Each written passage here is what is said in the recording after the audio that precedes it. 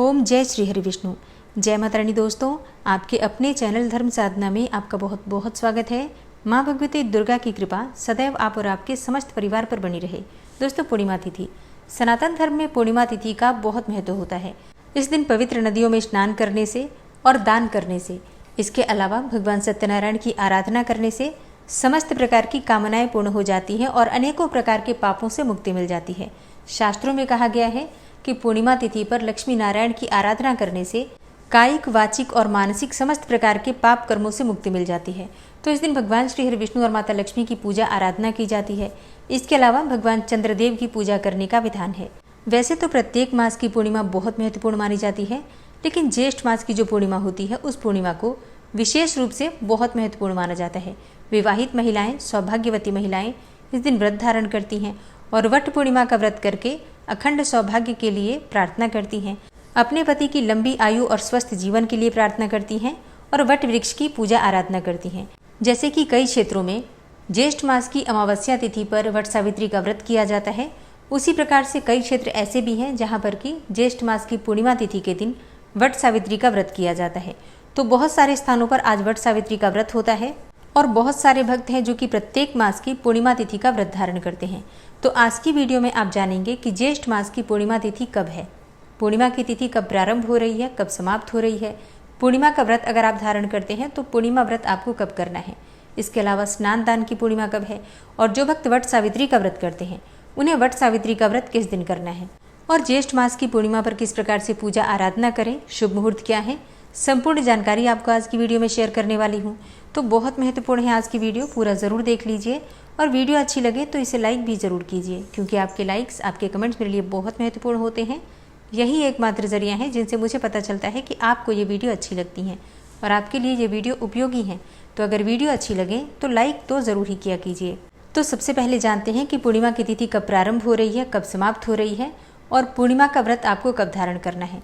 देखिए, ज्येष्ठ मास की पूर्णिमा तिथि का प्रारंभ होगा 10 जून को सुबह 11:35 पर और पूर्णिमा तिथि समाप्त हो रही है 11 जून को दोपहर में 1:13 पर।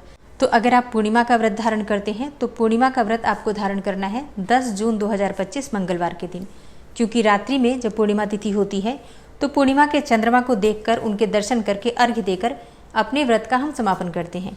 तो पूर्णिमा व्रत 10 जून को रखा जाएगा, दिन होगा मंगलवार का। 10 जून को सूर्योदय काल का समय है सुबह 5:23 पर और सूर्यास्त का समय होगा शाम को 7:19 पर। चंद्रमा को अर्घ्य देने के बाद व्रत को पूर्ण माना जाता है। तो चंद्रोदय काल का समय है शाम को 6:45 पर। 10 जून को ब्रह्म मुहूर्त का समय है सुबह 4:02 से 4:42 तक। सुबह ब्रह्म मुहूर्त में आप स्नान कर सकते हैं और भगवान श्री हरि विष्णु की पूजा आराधना कर सकते हैं। और अमृत काल का समय है सुबह 6:32 से सुबह 8:18 तक। और 10 जून को अभिजीत मुहूर्त का समय है सुबह 11:53 से दोपहर 12:49 तक। ये सभी शुभ मुहूर्त हैं जिस समय में आप पूजा आराधना कर सकते हैं। कोई भी नया कार्य प्रारंभ करना चाहें तो अभिजीत मुहूर्त सर्वाधिक श्रेष्ठ माना जाता है। अब बात करें राहु काल की, तो 10 जून को राहु काल का समय है दोपहर में 3 बजे से 4:30 तक। राहु काल में कोई भी शुभ कार्य आपको प्रारंभ नहीं करना चाहिए, लेकिन अगर आप पहले से कर रहे हैं तो बिल्कुल कर सकते हैं, कोई समस्या नहीं है। तो जो भक्त पूर्णिमा का व्रत धारण करते हैं 10 जून 2025 को पूर्णिमा का व्रत धारण करेंगे, लेकिन स्नान दान की जो पूर्णिमा है वो 11 जून 2025 को है, क्योंकि प्रातः काल में, मतलब ब्रह्म मुहूर्त में जो पूर्णिमा हमें प्राप्त हो रही है वो 11 जून को प्राप्त हो रही है और सूर्योदय कालीन पूर्णिमा ही स्नान दान के लिए मान्य होती है। तो 10 जून को व्रत धारण करेंगे और स्नान दान की पूर्णिमा 11 जून 2025 को। पूर्णिमा के दिन ब्रह्म मुहूर्त में स्नान किया जाता है। तो ब्रह्म मुहूर्त रहेगा 11 जून को सुबह 4:02 से 4:42 तक।